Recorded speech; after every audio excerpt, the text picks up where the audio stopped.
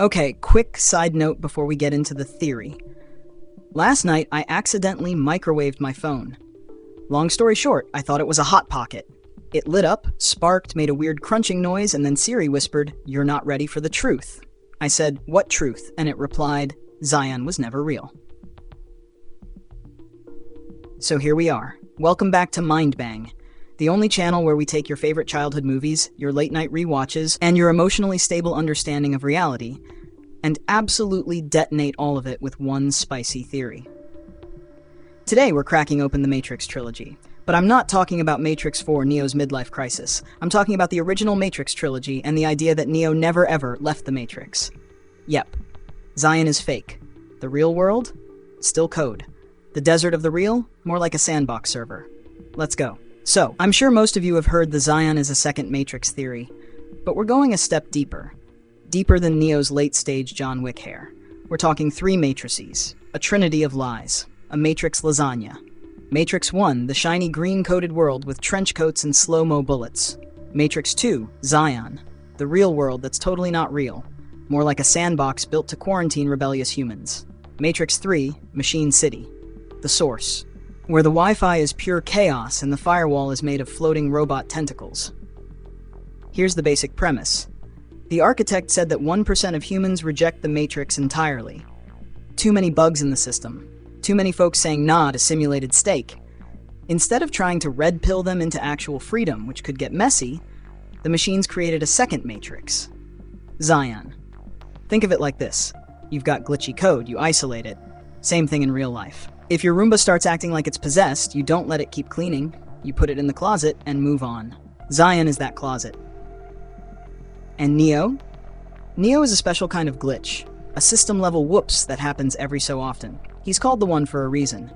Rearranged, Neo literally equals one. Like, bro, they didn't even try to hide it. But how do we know Zion's fake? Let's start with Neo's powers. In Reloaded, he's doing all the usual Matrix stuff, flying, dodging bullets, kicking people into orbit. But then in Revolutions in the supposed real world, he still has powers. He stops Sentinels with his mind. He sees code after getting blinded. Literal code. But like, how? If this is the real world, there shouldn't be code, unless it's not the real world. Boom. Zion equals second matrix. Let's talk about that blinding moment. Smith melts Neo's eyeballs off his face like he's a candle at a goth wedding. Neo should be fully blind. But suddenly, Neo's walking around like Daredevil meets Windows 98. He sees everything in golden code. But for code vision to work, there has to be code. Meaning Neo isn't walking around in real-world dust and concrete, he's still inside a simulation. Only this simulation is a level higher, a different subroutine. Like when you think you've closed all the tabs, but Spotify's still playing in the background. Then there's the sky.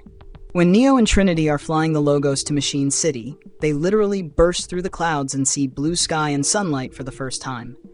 Neo can't see past the clouds with his code vision, because he's literally at the edge of the second matrix. He sees code up to a point. The real world?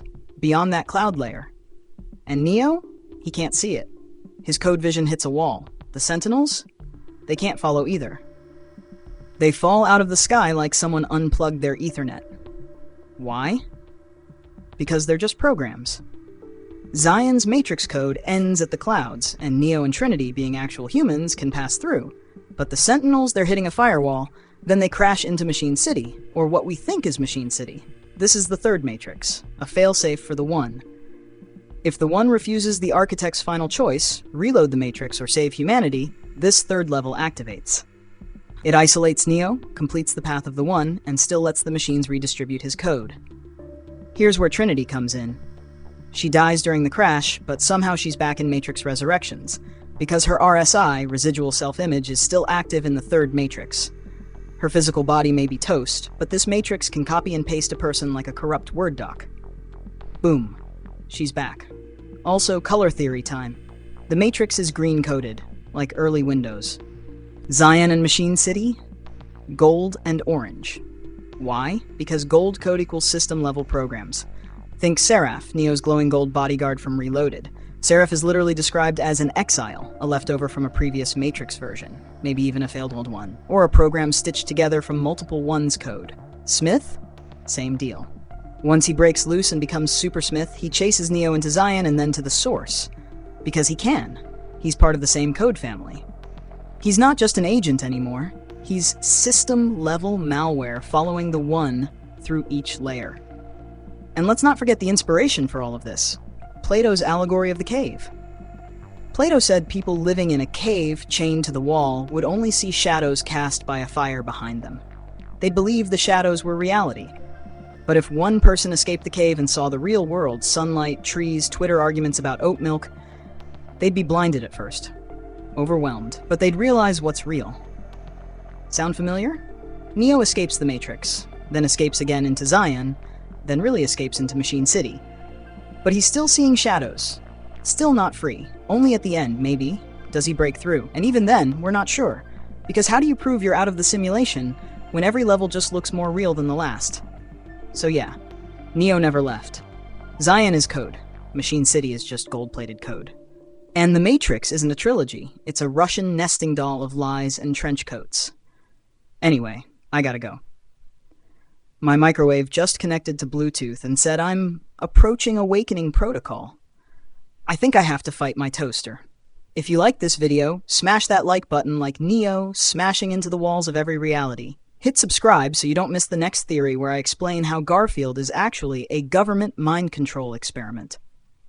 And share this with your friends, because if they don't believe you're still in the Matrix, maybe they're part of it. This has been Mind Bang. I'll see you next time, assuming I haven't been deleted by a guy in sunglasses and no personality. Peace.